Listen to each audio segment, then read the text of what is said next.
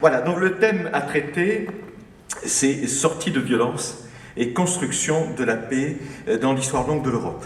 Alors j'espère que vous aimez l'histoire parce que je suis historien et pas sociologue et pas théologien pour dessous. J'ai beaucoup apprécié l'hommage qui vient d'être rendu à l'école laïque, sur laquelle on pourrait revenir mais plus tard. C'est donc comme historien que je m'adresse à vous, et même je vais faire un peu d'histoire un peu longue depuis le XVIe siècle jusqu'à nos jours. Je vais parler de religion et de nation, pour dire que, je vais dire des choses très banales, hein. Si vous attendez des choses profondes, ce n'est pas le cas, mais le banal peut être profond d'ailleurs, hein, et même insondable. C'est peut-être le prof même du lieu commun, d'être insondable. L'Europe avait des unités très fortes, qu'elle a perdues de manière très brutale et très meurtrière à deux reprises. Au XVIe siècle, banal à dire, je rappelle que l'Europe va commémorer dans quelques mois le 5e centenaire de l'affichage par un jeune moine, Luther, de ses 95 thèses sur la porte de l'église, dit-on, de Wittenberg. Et à ce moment-là, l'Europe a perdu son unité chrétienne, elle a perdu son unité religieuse. À partir de ce moment-là, on ne peut plus confondre, comme le font encore quelquefois les Français, christianisme et catholicisme. Et cette perte de l'unité du continent a introduit bien sûr des choses magnifiques, mais aussi des assauts d'extrême violence. Et puis plus tard, l'Europe a perdu, ou certains de ces États, qui étaient précisément non pas des États-nations, comme nous disons trop facilement, nous les Français. Vous savez que nous sommes les seuls, des Français, à croire que État et nation, ça s'emboîte. Nous sommes les seuls à avoir l'expression État-nation. Alors que dans l'histoire du monde, et encore aujourd'hui, il est rarissime qu'un État corresponde à une nation, à toute une nation et qu'une nation, et de même, il est rarissime qu'une nation soit tout entière dans un État. Et donc, au début du XXe siècle, les derniers grands, ce qu'on appelait les empires multinationaux, ont explosé. L'empire prussien était multinational, et surtout l'empire, bien sûr, austro-hongrois, et l'empire ottoman aussi était multinational. Et là aussi, cette perte de l'unité, plusieurs siècles après la perte de l'unité chrétienne, a conduit à des catastrophes. Et à deux reprises, l'Europe a dû inventer des manières de sortir du chaos religieux et ensuite du chaos national. Je signale d'ailleurs que dans le cas de la nation, ça a pu s'aggraver avec le concept de race. Et puis, je signale aussi que les religions et les nations ne sont pas du tout deux entités parallèles ou séparées, mais souvent sont très profondément mariées l'une à l'autre. Et souvent pour le pire. En 1900, être un vrai Allemand, c'est être luthérien, même si vous êtes catholique bavarois. À tel point d'ailleurs que l'Allemagne tentait, vous savez ce qu'on appelle les Sudètes, ces populations d'origine allemande de ce qui était à l'époque la Bohème, et ils étaient catholiques, les Sudètes. Ils étaient de nation, entre guillemets, de langue allemande, mais de religion catholique. Et l'Allemagne leur a envoyé des missionnaires pour les inviter à quitter le catholicisme de façon à redevenir pleinement allemand. Ce mouvement s'appelait Los von Rom, le quitter Rome. Voilà, l'idée qu'un vrai Allemand ne peut être que luthérien, à la même époque un vrai Polonais ne peut être que catholique, un vrai Croate, un vrai Irlandais, un vrai Français, surtout si vous êtes maurassien et provençal. Dans la Drôme c'est plus difficile, hein, parce que dans la Drôme il y a au moins deux types de Français, il y a les Huguenots et les catholiques. Et donc souvent la religion, et encore aujourd'hui, je dirais, aggrave l'identité nationale et vice-versa. Cela conduit à quoi? Cela conduit à des guerres civiles, cela conduit à des massacres, cela conduit à des guerres civiles européennes, la guerre de 30 ans, les premières et deuxième guerres mondiales, qui sont d'abord et avant tout des guerres civiles européennes. Et puis à des formes d'intolérance absolue. Alors, de quelle manière l'Europe a-t-elle tenté et quelquefois réussi à sortir de cette sorte de, je dirais, de chaos, de torrent d'intolérance lié d'abord à la religion au XVIe siècle, ensuite à la nation à la fin du XIXe et au début du XXe siècle. Il y a deux manières de sortir. C'est un plan en deux parties, hein, alors que ma formation est en trois parties, je suis cagneux. Hein. Et donc, mais il y aura quand même une troisième partie pour la laïcité française, de certaine manière. Mais c'est tout de même un plan en deux parties. Soit on sort par l'unité, on essaye de rebâtir l'unité, je veux dire de quelle manière, soit on en sort en acceptant de gérer, d'apprendre à gérer la complexité, la pluralité, la division. Alors, la solution la plus simple, c'est la première, mais c'est aussi quelquefois la plus terrible, c'est la solution finale, d'une certaine manière. Et c'est pas un hasard si, vous savez, dans cette fausse langue qu'ont inventée les nazis dont on a dit que leur première victime, j'y reviendrai dans un instant, était la langue allemande, ils ont imposé leur ultra-violence à la propre langue allemande, soit, je dirais, en la surexcitant, soit en l'euphémisant. Si vous dites les juifs sont des rats, sont des poux, sont des microbes, là on est dans la surexcitation linguistique. Si vous dites il faut apporter une solution finale à la question juive, là vous êtes dans l'euphémisation, c'est-à-dire que vous ne dites pas ce que vous faites, et c'est peut-être plus violent encore que la surexcitation. Donc, le premier type de solution, et que les nazis n'ont pas été les seuls à chercher, c'est la solution qu'on pourrait dire donc de manière grossière, de solution finale. Le rêve unitaire. Et unitaire rime, c'est banal à dire, avec totalitaire, et il y a de ça. Ce rêve unitaire, ça consiste à rebâtir par la force l'unité perdue, que ce soit l'unité nationale ou que ce soit l'unité religieuse. Je donne quelques exemples de ces rêves d'unité par la violence, y compris dans la culture française, et d'ailleurs de sens différents. Il y a des rêves, je dirais, unitaires qu'on pourrait dire de droite, et puis des rêves unitaires qu'on pourrait dire de gauche. La Saint-Barthélemy, les guerres de religion, bien sûr, pour essayer de rebâtir l'unité religieuse au profit du catholicisme, mais plus tard, sous la terreur, ce qu'on appelait à très juste titre la déchristianisation, qui est sans doute la seule fois où une civilisation a choisi, ça n'a pas duré longtemps, et c'est la France qui l'a fait, a choisi je dirais de se déculturer complètement. Vous savez, de changer les prénoms, de changer les noms, de changer les noms des lieux dès lors qu'il y avait du religieux dedans, de changer le nom des jours. Parce que si vous êtes jeudi, on est quel jour aujourd'hui? On est samedi. C'est religieux. Hier, c'était religieux aussi. Jeudi, c'est Zeus ou Jupiter. Et puis, vous le savez, le plus fort dans la Révolution, le plus violent, mais le plus logique. Les Français, quelquefois, étaient fiers à l'époque, et plus tard encore, d'être le peuple logique par excellence. Le peuple qui se croit cartésien. C'est de supprimer la semaine. Et évidemment, on n'était plus en 1792. Comment pouvez-vous continuer à organiser votre temps public par semaine si vous êtes vraiment laïque? Une vraie France laïque devrait remettre en place, vous vous souvenez du décadie, de la décade? C'est-à-dire remettre en place le système métrique, le système décimal, c'est génial. La révolution, on a parlé tout à l'heure de nature, c'est les mathématiques plus le naturalisme. Vous savez que les femmes avaient des prénoms de fleurs, c'est banal, mais de légumes. Les hommes avaient des prénoms de minéraux, de métaux, pour éviter Pierre, Paul, Jacques, Élie, David, et même Auguste, ou Jules.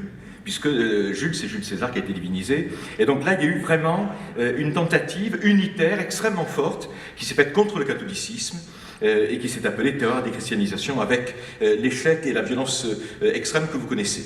On peut dire aussi que la révocation de l'Édit de Nantes en 1685, sans doute aussi grave que la terreur, était aussi le rêve de refaire l'unité en passant par la violence. Et ce sont des solutions qui sont toujours en cours aujourd'hui. Ce sont évidemment des solutions qui peuvent mener jusqu'au génocide. Mais le génocide est relativement rare dans l'histoire de l'humanité. Ce qui est plus courant, et c'est une expression qui n'est pas un synonyme de génocide, et qui est beaucoup plus courante sur le terrain, et beaucoup plus intéressante intellectuellement, c'est l'expression qui est aujourd'hui d'une banale, de nettoyage ethnique.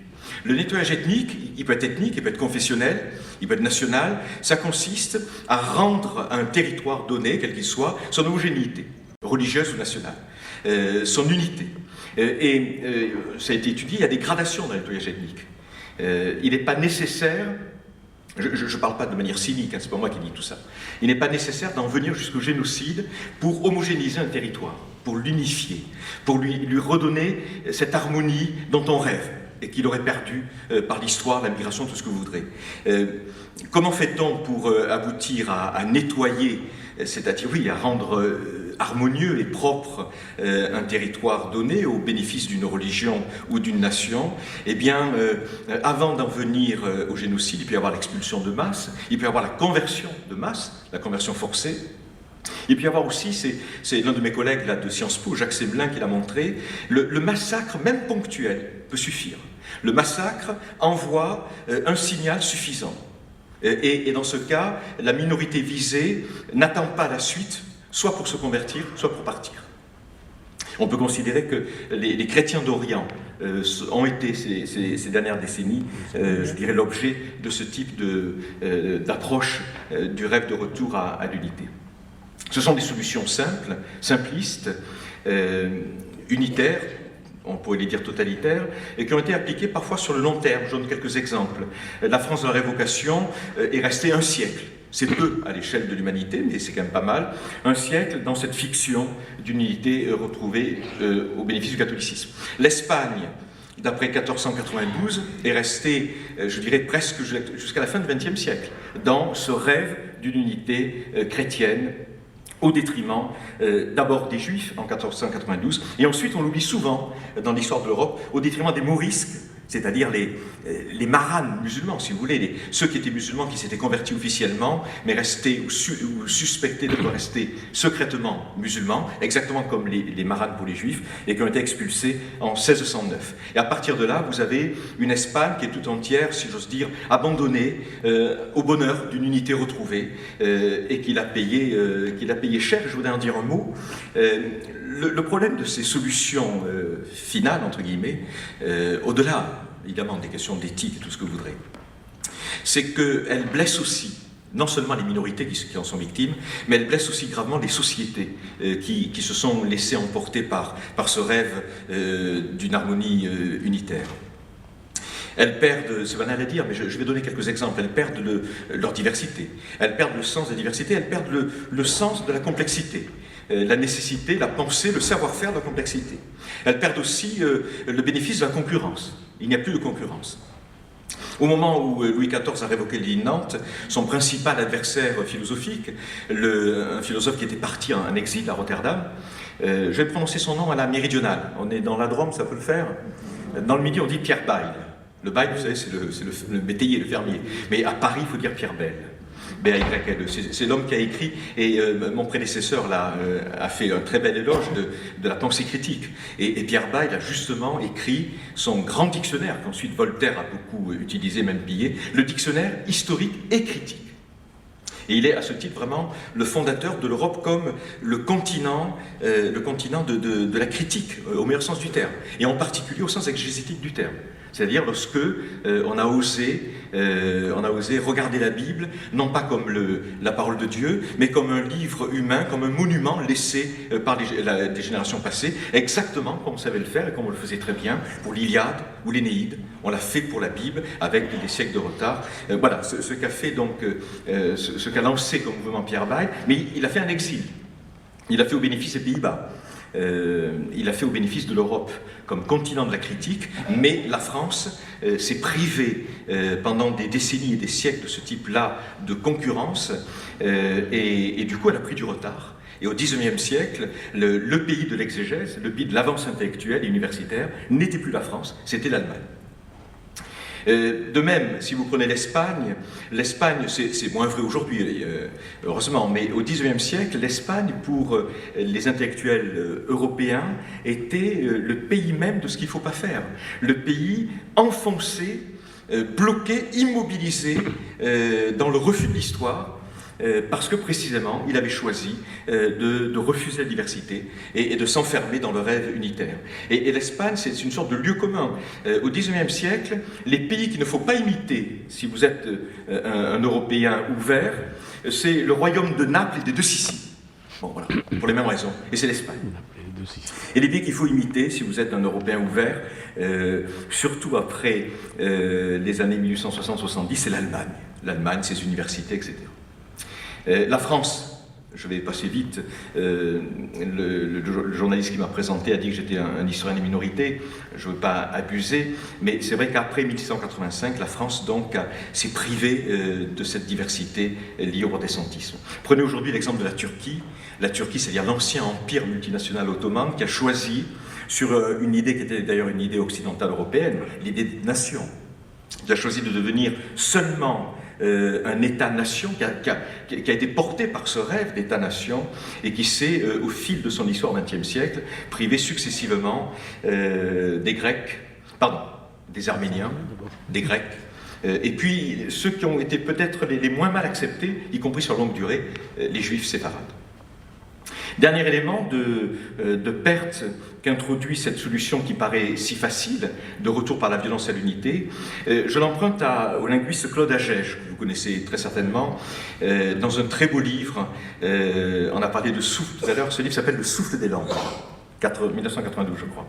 Et il étudie le destin des principales langues de commerce, comme on ne dit plus, comme on disait au XVIIIe, et en particulier l'allemand. Et il dit que la Shoah a, je ne sais pas combien, on va dire, tué 6 millions de Juifs, si vous voulez, et qu'elle a fait une victime de plus. Et je reviens à ça, la langue allemande. Pas seulement parce que le nazisme a torturé cette langue, mais parce que la Shoah, en allant chercher partout en Europe, les locuteurs qui, au-delà de l'Allemagne, de la Suisse germanophone, de l'Autriche, étaient toute cette diaspora juive européenne, la diaspora ashkénaze, qui parlait soit un vrai allemand, soit le yiddish. Elle est allée les chercher un à un, et elle les a tués, et ce faisant, l'Allemagne nazie a complètement rétracté comme peau de chagrin la carte de la langue allemande vivante au XIXe siècle. Et en 1945, la langue allemande a sans doute perdu à jamais, en dépit de ses positions de force, y compris démographiques, qui sont toujours les siennes, elle a perdu à jamais cette dimension de langue, pas seulement de la diaspora juive, mais de langue européenne, de langue de l'intelligence européenne, depuis les confins de la mer Noire jusqu'aux pays baltes, en passant par les confins septentrionaux de la France. Voilà, un Celan, un Kafka, aujourd'hui c'est impensable. Kafka, c'est un Tchèque, juif, mais dont la langue est l'allemand. Et aujourd'hui, c'est terminé. Une parenthèse pour dire que là, il y a une sorte de, vous voyez, pour cette histoire de langue, il y a une sorte de justice immanente. L'Allemagne nazie, en supprimant les juifs européens, je dirais, c'est imposé à sa propre langue et culture une blessure peut-être définitive. Donc il y a une justice immanente en quelque sorte. En revanche, je vous le signale juste pour le plaisir de la chose et pour une allusion à faire à la ville de Valence dont nous sommes aujourd'hui les voisins. Dans le cas de la France, il n'y a pas de justice immanente. La France, à deux moments, quand elle a rêvé d'unité, elle a laissé partir, quelquefois contre son gré, des minorités dont elle ne voulait plus dans son unité. C'était les Huguenots au moment de la Révocation, et c'était, je pense que certains d'entre vous sont des anciens élèves de ces hommes et de ces femmes-là, c'était les congrégations religieuses, dont je suis aussi un historien, vous le savez, c'est pas vieux, la France officielle l'a oublié. En 1901, 1904, je ne sais pas si vous avez des souvenirs, les congrégations religieuses françaises ont été frappées à mort. Celles qui n'étaient pas autorisées ont été interdites. Et celles qui étaient autorisées à enseigner, comme les frères d'école chrétienne, en 1904, une loi leur a interdit d'enseigner. Parce que la France laïque était portée, là aussi, elle retrouvait cette sorte de tentation un peu périlleuse de l'unité. Et elle était fascinée par l'idée qu'en France, il puisse y avoir deux écoles qui forment deux jeunesses. Est-ce que la nation unie indivisible peut avoir deux jeunesses ? La Première Guerre mondiale a montré qu'elle pouvait avoir deux jeunesses. Sont morts côte à côte les meilleurs élèves des hussards noirs et les meilleurs élèves des frères. Mais en 1904, il y a eu cette tentation, on a interdit l'enseignement en congrégation religieuse, elles sont parties en exil. Je le dis ici parce que j'ai travaillé sur une petite congrégation, ou grande congrégation. Est-ce que vous connaissez les Sœurs du Très Saint Sacrement de Romans dans la Drôme, qui ont aujourd'hui encore leur maison mère à Valence? Très belle maison mère, superbe parc. En 1903, elles étaient interdites d'enseignement, elles sont parties au Brésil. Et il y a quelques années, lorsque j'ai travaillé sur leur histoire, leur supérieure générale était brésilienne. Et pourquoi il n'y a pas de justice immanente? Parce que dans le cas des congréganistes de 1880, Ferry a mis à la porte les jésuites aussi, et de 1904, comme dans le cas des Huguenots de 1885, ces gens-là, c'était des enseignants, des intellectuels. Ils sont partis dans le monde. Les Huguenots, c'est toute l'Europe du Nord. Les religieux, c'est toute l'Europe. 3000 en Espagne, 2000 au Québec, des centaines et des centaines au Brésil, à Cuba. Ils sont partis à Cuba à l'époque, aux États-Unis d'Amérique, en Chine, etc. Ils sont partis avec dans leur bagage, en fait, la langue française, la culture française. Et ce qui est extraordinaire dans l'histoire de la France, dans l'histoire des intolérances françaises, c'est que ce pays intolérant a été, à deux reprises majeures, fin du XVIIe, début du XXe siècle, il a été servi dans l'expansion gratuite. Ça ne coûtait pas un rond, pardon. ça ne coûtait pas un centime d'euro à l'État. Il a été servi par des enseignants, des intellectuels, des journalistes, des pasteurs, des prêtres, qui ont littéralement contribué à bâtir cette francophonie, qui n'est pas seulement coloniale, comme on a tendance à le croire, qui est aussi une francophonie d'origine missionnaire, d'origine coloniale, mais aussi d'origine huguenote et d'origine grégaliste. J'en ai terminé avec cette première solution radicale, absolue, totale, et dont les pertes, évidemment, sont, vous l'avez compris, à la fois pour les minorités dont on ne veut pas, mais aussi pour les sociétés majoritaires qui ne comprennent pas, ou trop tard, combien elles se sont blessées et appauvries elles-mêmes. La seconde solution de l'unité, je passe vite parce qu'elle est techniquement très connue des historiens, c'est une solution qui est également de l'unité, mais qui est, je dirais, plus soft. C'est l'application qui a fonctionné dans toute l'Europe au XVIIe ou XVIIIe siècle, au bénéfice, selon les cas, de l'anglicanisme, du luthéranisme ou du catholicisme. C'est la solution, vous savez, en français on dit un roi, une foi. Et en latin, j'ai fait beaucoup de latin, je l'ai oublié mon latin. Je vais essayer de le prononcer, c'est un peu ridicule. Ce sont 4 mots un peu difficiles à prononcer en public. Cuius regio. La suite. Eius religio. C'est-à-dire, vous êtes de la religion du prince. Et ça peut paraître très intolérant, mais, sauf dans le cas de Louis XIV, qui lui a refusé ça, ce cuius regio de ce roi, de sa religion, eius religio, il était accompagné évidemment et de manière tout à fait officielle et ouverte par ce qu'on appelle le ius emigrandi, le droit d'émigrer. Si vous ne pouvez ou ne voulez pas être de la religion de votre roi, de votre prince, eh bien vous avez le droit de partir. Et c'est ainsi que c'est l'une des solutions qui a mis fin au désordre lié à la division du christianisme européen. On a eu comme ça une sorte de mosaïque avec des blocs qui étaient tout d'une couleur. Voilà, on pourrait imaginer une carte d'Europe avec non pas des couleurs nationales, mais des couleurs confessionnelles. Et les pays, les royaumes étaient soit tout catholiques officiellement, soit tout protestants. Et c'est une solution à laquelle la France, avec retard, s'est ralliée en 1685 avec Louis XIV, mais Louis XIV, lui, a interdit le droit d'émigrer. Alors, j'en viens maintenant aux solutions. Vous n'avez pas de chance, c'est plus long, parce que c'est plus complexe. Aux solutions de la complexité, non pas de l'unité, mais de la complexité, de la pluralité, qui sont les solutions qui sont encore les nôtres aujourd'hui. Simplement, là aussi, c'est vraiment comme si on était à Sciences Po, c'est toujours 2 par 2, non pas 3 par 3. Il y a 2 façons de bâtir la pluralité. Soit vous la bâtissez par addition, soit vous la bâtissez par soustraction ou par fusion. Alors la pluralité par soustraction, c'est-à-dire, c'est l'école sans Dieu si vous voulez, ça sera la laïcité, j'en parlerai tout à l'heure, pas dans très longtemps. La pluralité par addition, ce sont des solutions soit dans l'histoire, soit dans l'actualité encore aujourd'hui, qui peuvent s'appeler le biconfessionnel, qui peuvent s'appeler le fédéralisme aussi. Là on est vraiment dans l'addition pour essayer de gérer la sortie de la violence, soit religieuse, soit même nationale.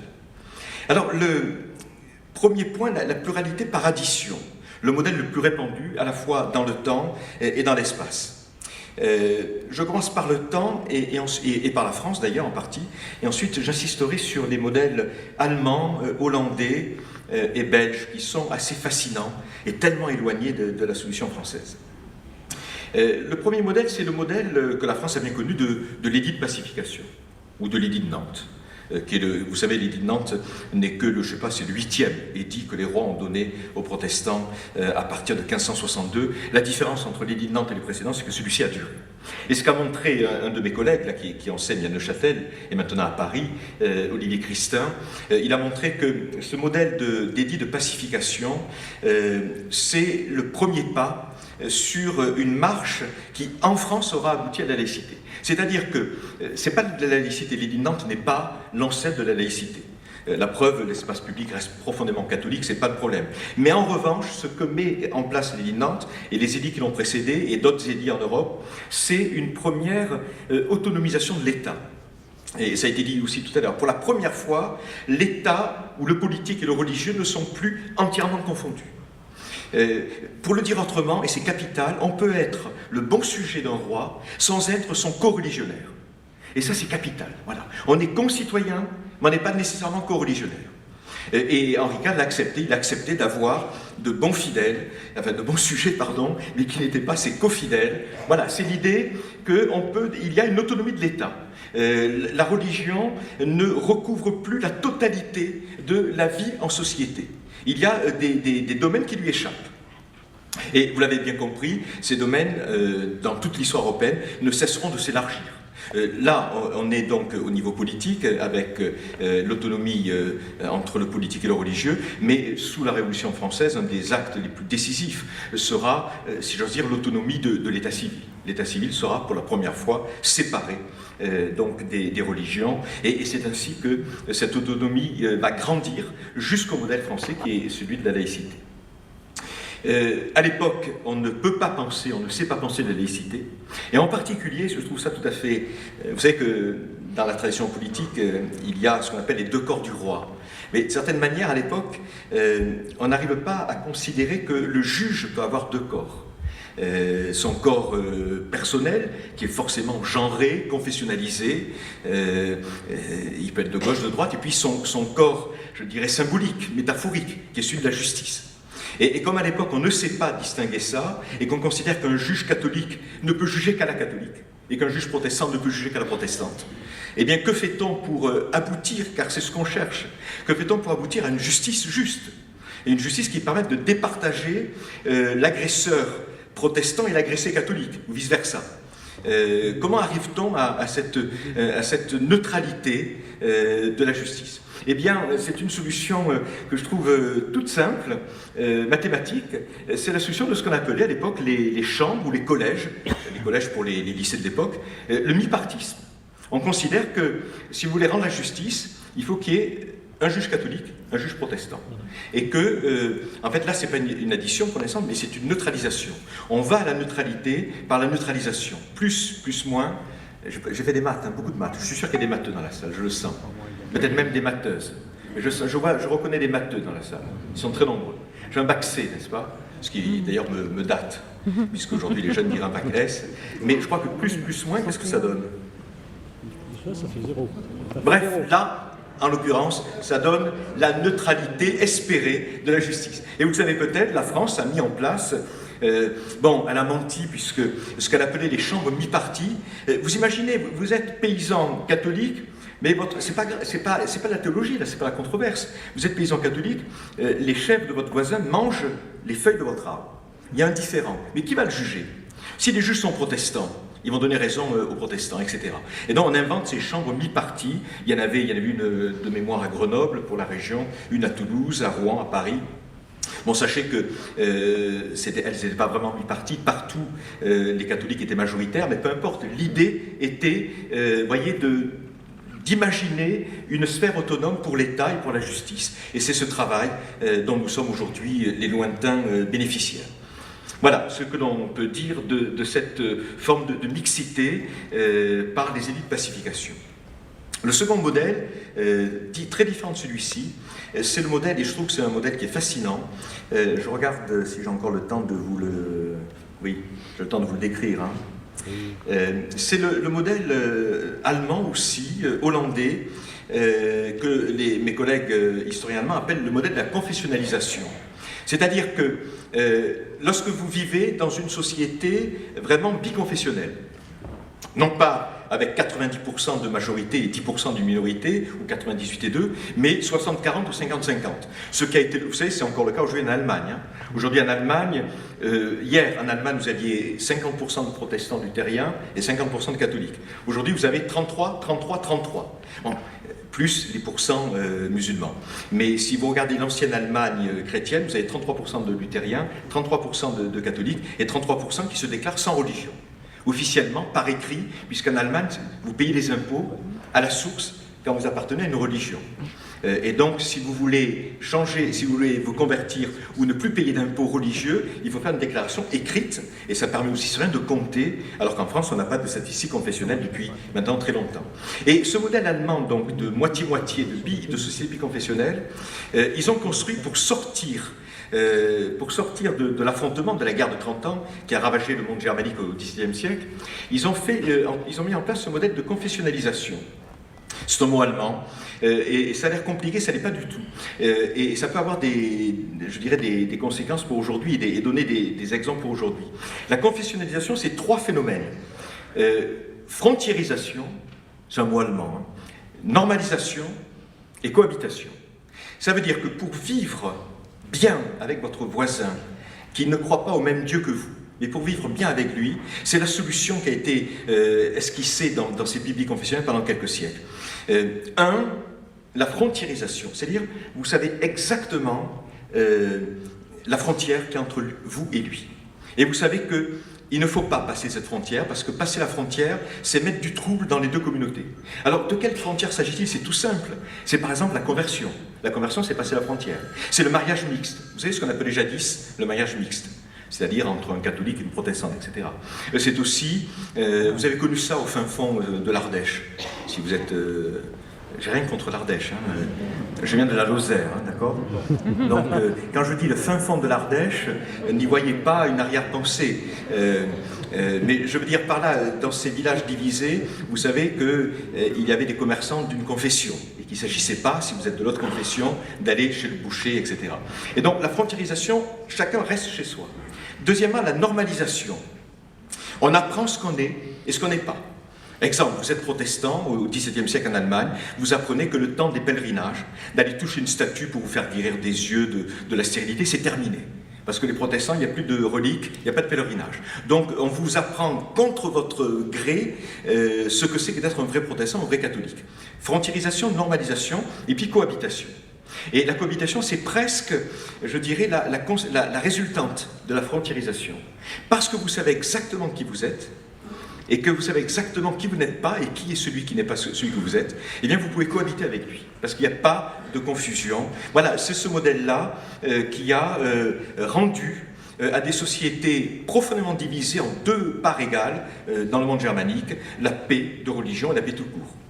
Et ce phénomène-là s'est prolongé dans ce qu'on appelle dans la sociologie religieuse des hollandaises, c'est un mot un peu savant, mais en fait très très simple. Je vous le donne en français, pas en hollandais, pas en néerlandais. La pilarisation. C'est-à-dire que dans ces sociétés biconfessionnelles, et c'est vrai jusqu'au XXe siècle, et il y a encore beaucoup de traces aujourd'hui, les sociétés c'est pas un même ensemble, c'est une maison commune. Mais dans cette maison commune, en fait, il n'y a pas de pièce commune. Il y a ce que donc les sociologues hollandais appellent des piliers. Et quand vous naissez, vous êtes dans la maison commune hollandaise ou allemande, mais vous allez développer toute votre vie personnelle et sociale verticalement, avec toujours ce mur de frontière qui met la confessionnalisation avec celui d'à côté. Un exemple, ça peut jouer aussi dans le cas français, parce que la France, en dépit de sa laïcité, on peut considérer qu'elle a eu, à la grande époque de la guerre froide, vous savez, la grande époque du Parti communiste, etc., de la laïcité militante, la France avait un pilier catholique, et puis elle avait un pilier laïque, qui était plus ou moins le pilier catholique. Je veux dire par là que vous étiez catholique, vous naissiez dans une clinique catholique avec des religieuses catholiques. Vous faisiez du scoutisme catholique, vous lisiez la presse pour enfants catholique, vous faisiez votre première communion. Plus tard, vous lisiez la presse catholique. Vous aviez un syndicat, une assurance catholique. Et en France, ça marche moins. Ben, je pourrais le dire, mais en Allemagne, ça marche à fond. Vous votiez pour le parti catholique. En Allemagne, le parti catholique, c'est le Zentrum et ensuite la CDU. Et il y avait vraiment, vous voyez, une sorte d'intégration verticale. Tout au long de votre vie, vous étiez dans un même pilier. Et ce pilier était presque parfaitement étanche avec le pilier protestant à côté. Et même il y avait, en Allemagne, en Hollande, il y avait très fin, mais tout aussi fortement organisé, un pilier juif. Et c'était le même principe. On ne franchit pas la frontière. Parce que franchir la frontière, c'est créer du trouble pour le pilier qui perd un individu et celui qui en gagne un. C'est du trouble dans les 2 cas. Voilà, et je pense que la France a eu aussi, d'une certaine manière, ce modèle-là aussi de pilier. On l'a perdu aujourd'hui, mais je ne sais pas si il y a des gens parmi vous qui avaient grandi soit dans les valeurs catholiques, soit dans les valeurs laïques. Il y a un pilier laïque, vous savez. Vous vous souvenez de Petit Gadget? Hein, il appartenait à ce pilier-là. Moi, je peux citer des gens qui n'achetaient pas n'importe quelle marque de voiture. Vous le savez, ça? On a parlé du consommateur tout à l'heure. Mais à l'époque, c'était des consommateurs, je dirais, idéologiques. Quand vous étiez dans le pilier laïque de gauche, vous ne pouviez pas acheter, est-ce que vous savez ça, Peugeot, Citroën? Parce qu'il y avait des syndicats jaunes. Vous achetiez Renault. Vous ne pouviez pas écouter RMC dans le Midi ou RTL ou Europe 1. Qu'est-ce que vous écoutiez dans le pilier laïque de gauche? France Inter. Et il y a comme ça, on ne se rend pas compte à quel point nous venons de sociétés qui étaient très fortement structurées par ce modèle-là, ce modèle donc, que les Hollandais appellent le modèle de la pilarisation, et qui permettait de vivre de certaine façon, non pas tellement ensemble, mais côte à côte. Et c'est une solution qui, pour nous, Français, nous paraît insuffisante, qui d'ailleurs est en train de se déliter. La preuve, aujourd'hui, à la tête de la CDU catholique allemande, vous avez la fille d'un pasteur protestant, Angela Merkel. Donc ça se délite, mais c'est une façon de remettre en place la paix sociale qui a duré des siècles. Alors, du côté français, je voudrais en terminer par là, sans grande surprise, mais je vais essayer de le comparer à tout ce que je viens de dire. Le modèle français, c'est aussi maintenant, en dépit des tentations, la France est vraiment le pays qui a eu des tentations de violence unitaire. Je le rappelle, 1685, 1793 dans l'autre sens, et même, mais c'était affaibli, moins grave, vers 1900 et 1904, le rêve aussi d'une unité laïque. Voilà. Un historien comme Edgar Quinet a prétendu, et c'est une thèse intéressante, il a prétendu que si la France avait fait la terreur de 93, qui condamnait à mort, et c'est ce qu'il a d'ailleurs fait fâcher à vie avec son ami Michelet, parce que pour Quinet, la révolution n'est pas un bloc. Il y a une bonne révolution, si on peut dire, et puis une révolution du totalitarisme, comme dira plus tard François Furet. Alors que pour Michelet, la révolution, tout est bon. Et Quinet estime que ce qui est mauvais dans la révolution, c'est évidemment la terreur. Et il estime que cette terreur, en fait, les révolutionnaires n'en sont pas vraiment coupables. En fait, c'est le rejeu, vous savez, c'est presque sismique, c'est le rejeu de la révocation de l'édit de Nantes. C'est la théorie de Quinet. La révocation en 1685 a appris aux Français qu'on peut refaire l'unité par la violence d'État, voilà, par les soldats et la loi. Et en 93, ils s'en seraient souvenus, mais ils auraient retourné l'arme. Les catholiques responsables de la violence d'État en 1685 en sont devenus des victimes en 1793. Et dans les deux cas, c'est bien la France qui est blessée parce qu'on lui aurait appris que la solution peut venir de la violence.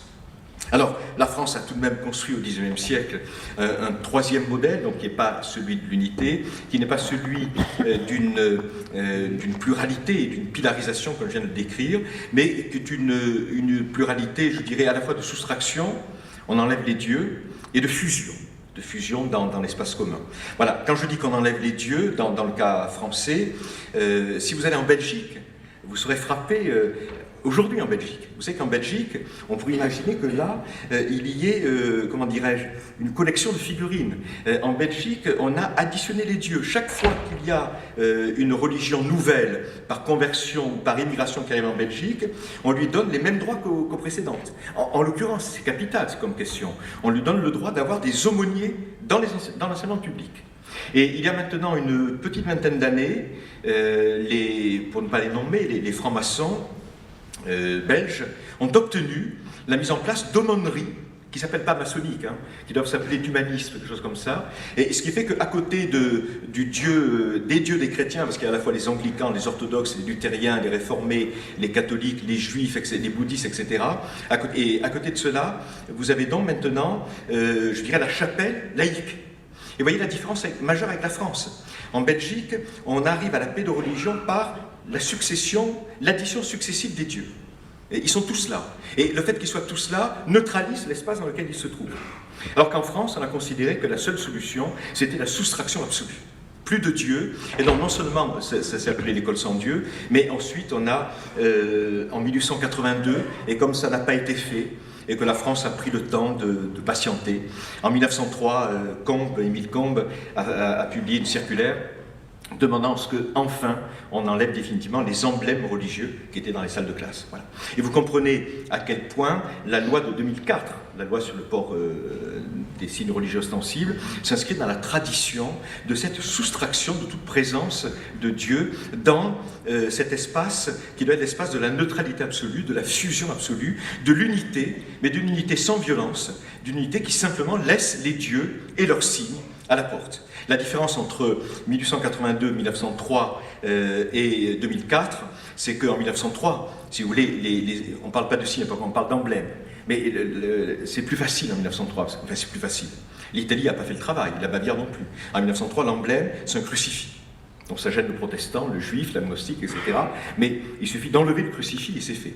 Et vous savez, c'est très connu, hein, certains maires habiles, pour enlever le crucifix sans mettre le feu aux poudres, je pense à l'ouest de la France, annonçaient à la fin de l'année scolaire que la mairie, dans sa passion pour l'enseignement du peuple, allait faire repeindre à neuf la totalité des murs de l'école. Et donc il fallait bien enlever le crucifix, surtout l'enlever, et pas l'enlever après, parce que si on l'enlevait après avoir peint, il y a la trace. Non, on a enlevé précautionneusement le crucifix, on le soignait précieusement, pas de profanation, dans une des armoires de l'école, et puis quand les enfants rentraient en septembre, la classe était pimpante, la municipalité était l'ami du progrès, et on essayait d'espérer que les gens oublieraient qu'il n'y avait plus de crucifix. C'était facile.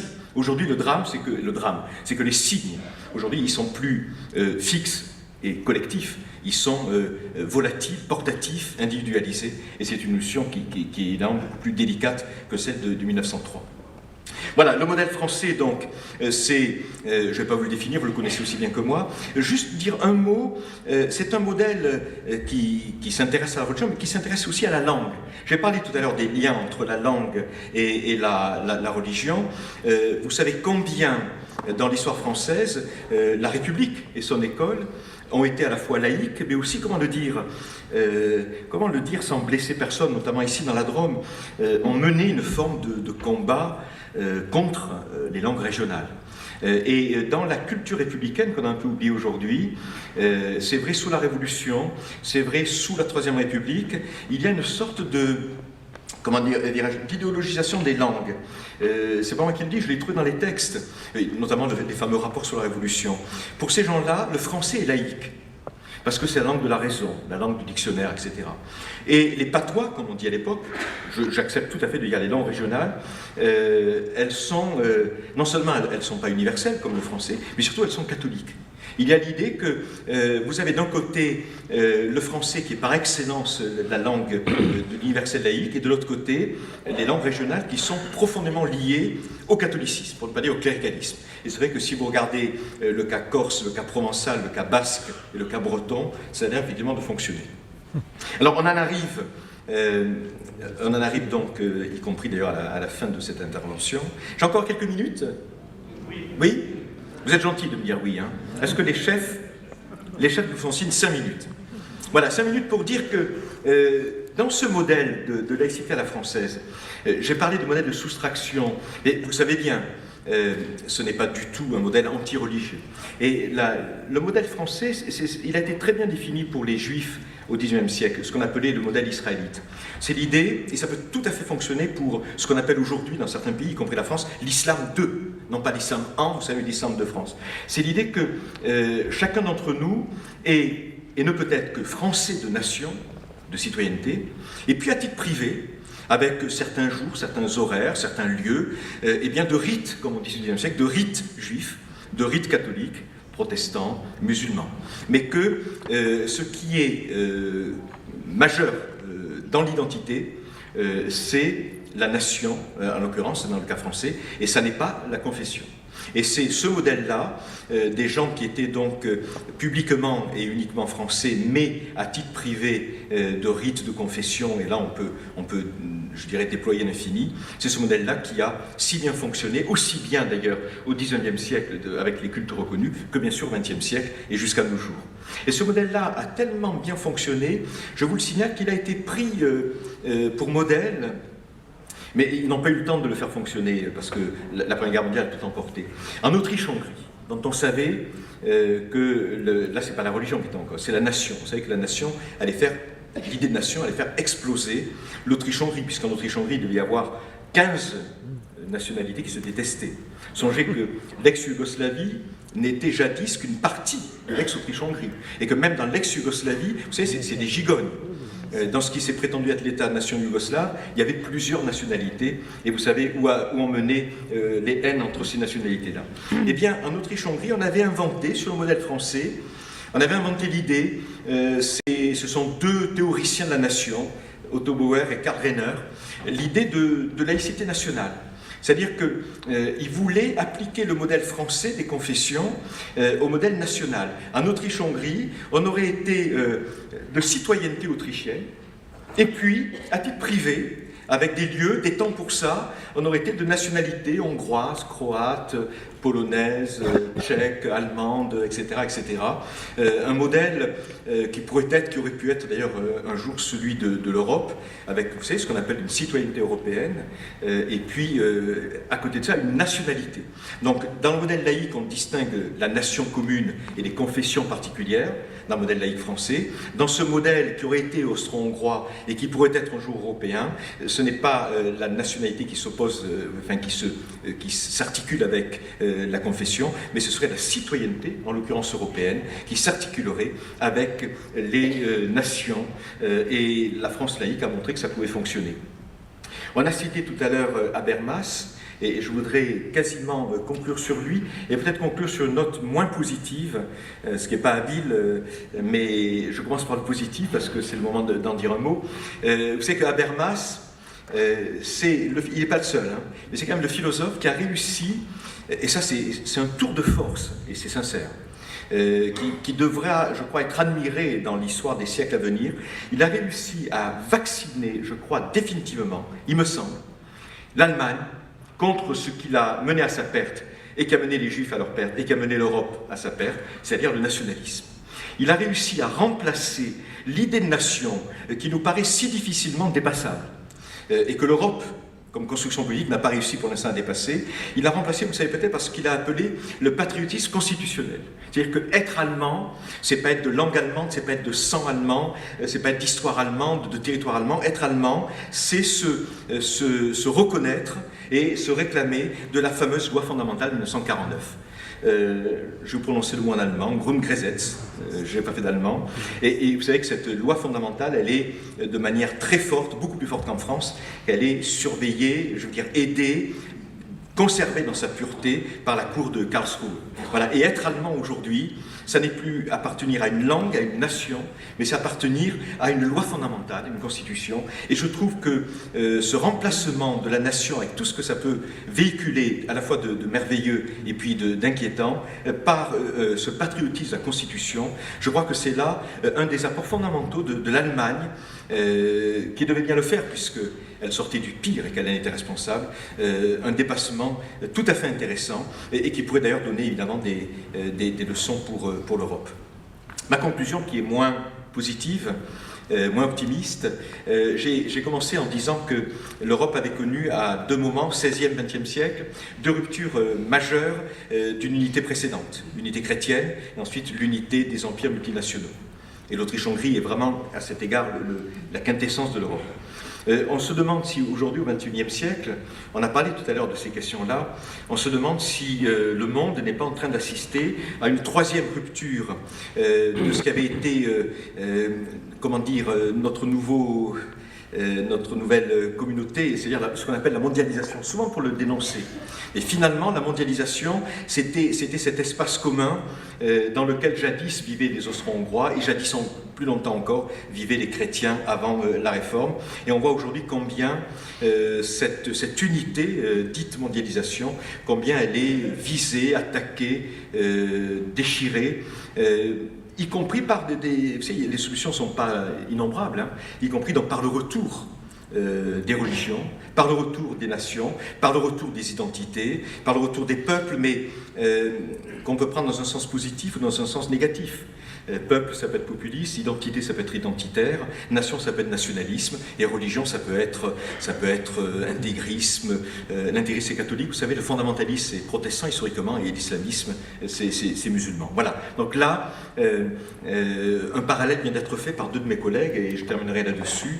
Ce parallèle parallèle bien fait par Denis Crouzet, qui est un spécialiste des guerres de religion et qui a montré dans un livre récent paru l'année dernière les analogies que l'on peut faire entre, je dirais, le fanatisme millénariste panique du XVIe siècle et puis le fanatisme millénariste panique du début du XXIe siècle. Et on a effectivement le sentiment, contrairement donc à ce qu'avait dit Francis Fukuyama en 1989, qu'il n'y a pas de fin de l'histoire, mais qu'on est peut-être, on le verra beaucoup plus tard, c'est-à-dire dans quelques dizaines d'années ou plus, on est peut-être dans une nouvelle phase d'éclatement d'une unité qui était quasiment devenue mondiale, avec le risque d'un retour, et c'est déjà là, des massacres, des génocides, des nettoyages de tout genre.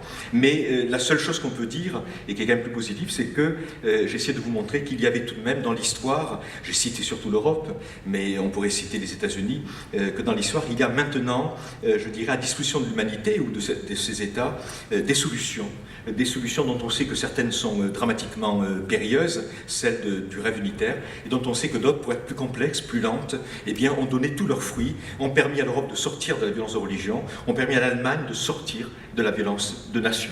Voilà, je vous remercie.